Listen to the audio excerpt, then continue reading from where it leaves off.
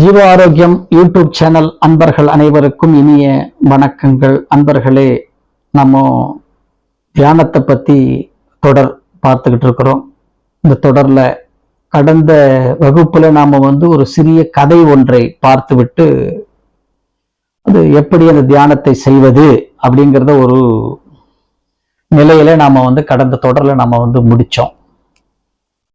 அதனுடைய தொடராக இன்றைய சிந்தனை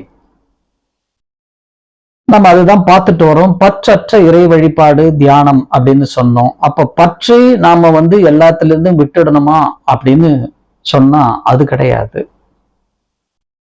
பற்று அற்ற இறை வழிபாடு சொன்னாலும், பற்று அற்ற வாழ்க்கை அப்படின்னு சொன்னாலும், வாழ்க்கைன்னு சொன்னாலே இறை வழிபாடு தான். நம்மளுடைய இதுதான், ரெண்டுமே ஒண்ணுதான். அப்ப பற்று அற்ற வாழ்க்கை அப்படின்னு சொன்னா என்ன பொருளுங்க அப்படின்னு சொன்னா, முதல்ல நான் தியானம் செய்யணும் அப்படின்னு சொன்னா, தியானம் செய்துக்கிட்டே இருக்கீங்க.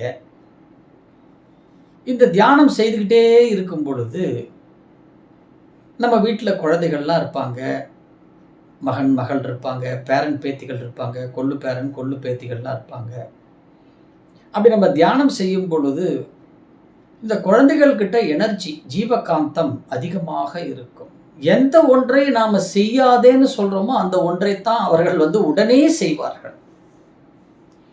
நான் இப்ப தியானம் பண்ண போறேன், கொஞ்ச நேரம் எந்த தொந்தரவும் செய்யாம இருங்க அப்படின்னு சொல்லிட்டு நீங்க தியானத்துல உட்கார்ந்தீங்கன்னா, எதை நாம் செய்யக்கூடாது என்று சொன்னோமோ அதைத்தான் முதலில் அவர்கள் செய்வார்கள். அப்ப நம்ம தியானத்துல இருக்கும் பொழுது அந்த செயலை அவர்கள் செய்யும் பொழுது மனம் உணர்ச்சி வசப்பட்ட நிலை போகும். நான் இவ்வளவு தூரம் சொல்லிட்டு உட்கார்றேன், திருப்பி அதே தப்பு செய்யறாங்க. இருட்டும் தியானம் முடியட்டும், போன உடனே வச்சுக்கிறேன் அவங்களுக்கு. அப்போ மனசு பாருங்க ஒரு வஞ்சம் கட்டுது. அந்த தியானம் முடிஞ்ச உடனே நேர போய் தியானத்துல நம்ம எந்த ஆற்றலை நாம சேமிச்சோமோ நேர போய் அந்த பசங்கிட்ட போய் ஒரு 10 நிமிஷம் தியானம் செய்ய விடுறீங்களா அப்படின்னு சொல்லிட்டு அந்த பசங்களை போட்டு நம்ம அடிப்போம், இல்லை மிரட்டுவோம், உணர்ச்சி வசப்படுவோம் இல்லையா? அப்போ இது எப்படிங்க சாத்தியம் இந்த தியானம் அப்படின்னு அடுத்த கேள்வி வரும். தியானம் செய்வதற்கு நேரம் காலம் இல்லை. எந்த நேரம் உகந்திருக்கிறதோ அந்த நேரத்தில் நம்ம தியானம் செய்யலாம். சார், ஒரு சினிமா தியேட்டரில் உட்காந்துக்கிட்டு ஒரு 500 பேர் படம் பார்க்குறாங்க, அந்த இடத்துல உட்காந்து தியானம் செய்ய முடியுமா அப்படின்னா செய்ய முடியும். உன்னுடைய மனக்கட்டுப்பாடு. நான் ஒரு பஸ்ஸில் போயிட்டு இருக்கிறேன், அங்கே தியானம் செய்ய முடியுமா? செய்ய முடியும். மனக்கட்டுப்பாடு. நான் ஒரு குடும்பத்தில் இருக்கிற, என்னால் தியானம் செய்ய முடியுமா? நிச்சயமாக செய்ய முடியும். மனதை அறிகின்ற தன்மை. அப்போ இப்போ வீட்டிலேயே கூட பாருங்க, அமைதியாக உட்கார்ந்து தியானம் செய்துட்டு இருக்கோம். நம்ம வீட்டில் இருக்கிற பேரன் பேத்தி குழந்தைங்க நேராக வருவாங்க. நம்ம தியானம் செய்யறதை உட்காந்து பார்த்தோன்னே அவங்களுக்கு சிரிப்பு வரும். நேராக நம்ம முதுகு பின்னாடி தாத்தா பாட்டி அப்படின்னு சொல்லிட்டு கட்டி பிடிப்பாங்க. நம்ம அப்படி முதுகு பக்கமாக அப்படி கட்டி பிடிச்ச உடனே பாருங்க, நம்மளுடைய ரத்த சொந்தங்கள் இல்லையா, உடனே மனசு என்ன பண்ணும், சே என்னடா தியானம், இது என்ன ஒரு சுகம், பேரன் குழந்தைங்க பேத்திங்க மகன் மகள், இதோட இன்பம் வேற இதில் இருக்கிறது அப்படின்னு சொல்லிட்டு தியானத்திலேருந்து நம்ம விலகி வந்துடுவோம். அப்போ உடனே அடுத்த கேள்வி, அப்போ இதுக்கு மேலே இருக்கிற நான் பற்ற நான் விட்டுடணுமா? அப்போ நான் பற்ற விட்டுட்டேன்னா அப்போ என்னுடைய குழந்தை இல்லையா அது? நான் பற்ற எப்படி விடுறது அப்படின்னு ஒரு கொஸ்டின் நமக்கு வரும். அப்ப நான் என்ன செய்யலாம்? இந்த பற்றற்ற இறை வழிபாடுனா என்ன, பற்றற்ற வாழ்க்கைனா என்ன? முதல்ல தியானத்துக்கு போறதுக்கு முன்னாடி ஒரு விஷயத்தை நாம தீர்மானம் செய்யணும். என்னன்னு கேட்டீங்கன்னா, இன்று இந்த க்ஷண நேரம் வரைக்கும் என்னுடன் எந்தெந்த பொருட்கள் உறவாடி கொண்டிருக்கிறதோ, என்னுடைய வீடு, என்னுடைய காரு, என்னுடைய பங்களா, என்னுடைய நகை நட்டு காசு பணம் சொத்து சுகம் அத்தனை நம்ம சொல்றோம் இல்லையா, மூவபிள் ப்ராப்பர்ட்டிஸ் இம்மூவபிள் ப்ராப்பர்ட்டிஸ், இவை அனைத்தும் என்னோடு எது எது எல்லாம் என்னுடையது என்று நான் நினைத்து கொண்டிருக்கின்றேனோ, எந்த பொருட்களோடு நான் உறவாடி கொண்டு இன்பத்தை அனுபவித்துக் கொண்டிருக்கின்றேனோ, எந்தெந்த உறவுகள் கணவனோ மனைவியோ மகனோ மகளோ தந்தையோ தாயோ சகோதர சகோதரிகளோ நண்பர்களோ, எந்த உறவுகளோடு நான் உறவாடி கொண்டு இருக்கின்றேனோ, இந்த பொருட்களாக இருந்தாலும் சரி, இந்த உறவுகளாக இருந்தாலும் சரி, இந்த பொருட்களோ இந்த உறவுகளோ ஒவ்வொன்றாக ஒவ்வொரு நாள் என்னை விட்டு விலகும். அது உண்மைதானே? கண்டிப்பா. நேற்று என்கிட்ட இருந்ததுப்பா அந்த பொருள், இன்னைக்கு இல்லைப்பா அப்படின்னு நம்ம சொல்லுவோம். நேற்று இருந்தார்ப்பா, இன்னைக்கு இப்படி உயிரற்ற நிலைக்கு போயிட்டார் அப்படின்னு நம்ம சொல்றோம். அப்போ இந்த பிரபஞ்சத்தில் எந்த ஒன்றுமே நிரந்தரம் இல்லை. எல்லாம் ஒரு நாள் அழியக்கூடியது, நம்மையும் சேர்த்து தான். அப்ப இந்த பற்று அற்றன்னா என்ன அர்த்தம் அப்படின்னு கேட்டீங்கன்னா,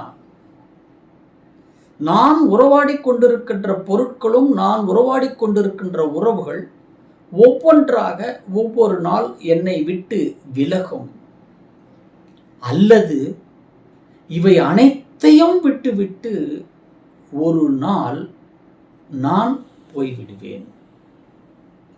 இந்த ரெண்டுமே யதார்த்தமான உண்மை. இதை நம்ம ஏற்றுக்க முடியாதுன்னு சொல்லவே முடியாது. இந்த இரண்டும் நம்ம வாழ்க்கையில் நடக்கக்கூடியது. இதை நான் எப்போ இந்த மனம் ஏற்றுக்கொள்கிறதோ அதுதான் பற்று அற்ற இறை வழிபாடு.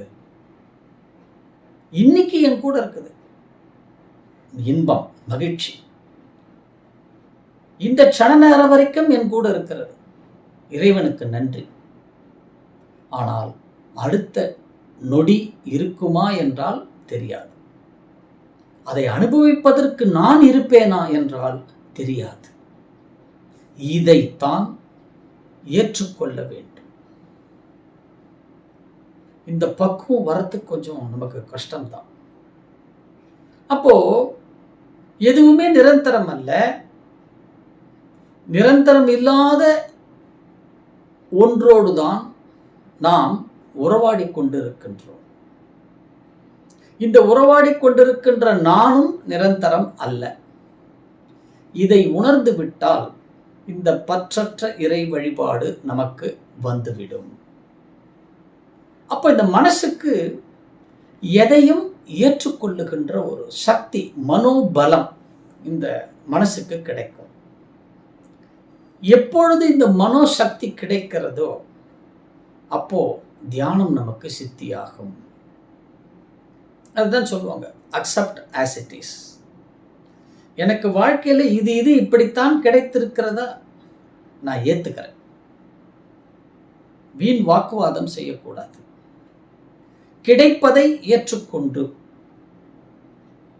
எதை நோக்கி என்னுடைய வாழ்க்கை பாதை செல்கிறதோ அதை நோக்கி நான் செல்கிறேன் என்ற ஒரு வைராக்கியத்தோடு இந்த மனதை பலப்படுத்தி கொண்டு கிடைத்த வாழ்க்கையை ஏற்றுக்கொண்டு வாழ்ந்தால் அதிலிருந்து நாம் தெளிவு பெறுவதற்கும் மேன்மைப்படுவதற்கும் வளர்ச்சி அடைவதற்கும் மனதை வளர்ப்பதற்கும் அற்புதமான இந்த தியான பயிற்சியின் மூலமாக நமக்கு பல சித்திகள், பல வழிகள் நமக்கு கிடைக்கும்.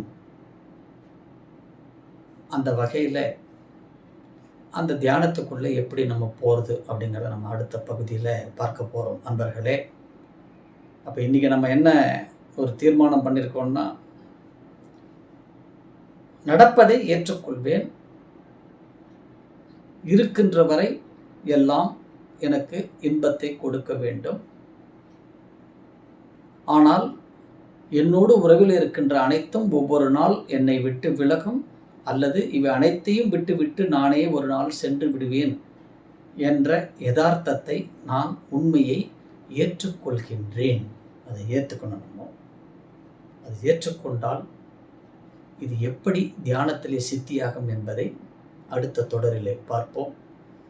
நண்பர்களே, இந்த ஜீவ ஆரோக்கியம் யூடியூப் சேனலை நீங்கள் அனைவரும் சப்ஸ்கிரைப் செய்து கொள்ளும் பொழுது உங்களுக்கும் பயனுள்ளதாகவும், மற்றவர்களுக்கும் இதை பற்றி நீங்கள் ஃபார்வேர்டு செய்யும் பொழுது அவர்களுக்கும் பயனுள்ளதாகவும் அமையும் என்று கூறி அடுத்த நிகழ்விலே சந்திப்போம்.